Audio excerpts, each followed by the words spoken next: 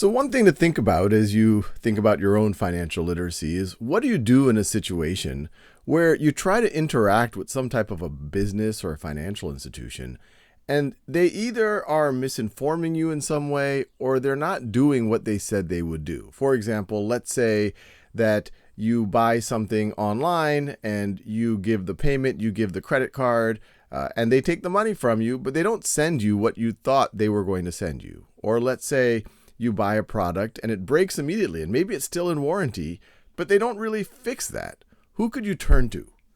Well, the main entity in the United States for that is known as the Better Business Bureau, sometimes BBB for short.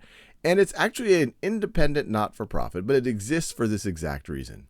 If there's a business that you think is doing not so great business practices, you can file a complaint with the Better Business Bureau, and they actually will log that complaint. And they keep track the same way that businesses or financial institutions keep track of your credit score. The Better Business Bureau keeps scores or ratings for businesses on how good their business practices are. And it's somewhat measured by the complaints that people are putting in on that business and to what degree those complaints are actually legitimate.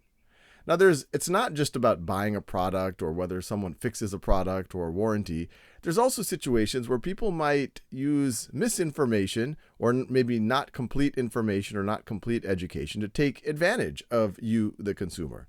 There's a lot of situations, if you go back into actually just world history, where especially financial institutions say, hey, give us a little bit of this money and we'll invest it in really good ways and it's going to come out really well. Or we'll give you this loan and, there's no strings attached, but maybe there are some strings attached. Or maybe it was a more of a loan than you realized you were getting into, or there's certain aspects of the loan that might get you in trouble.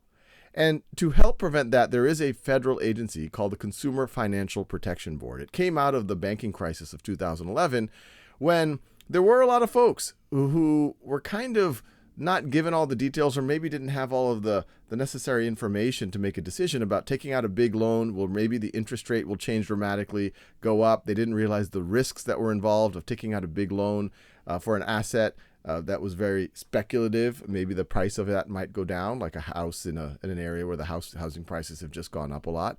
And more extreme examples, there's things like payday loans, where fairly vulnerable folks might go into these loans not understanding the interest involved, which is ginormous, to use a technical word. So that's what the Consumer Financial Protection Board does, is to make sure that folks are informed, that people aren't doing misinformation or taking advantage of people's lack of knowledge.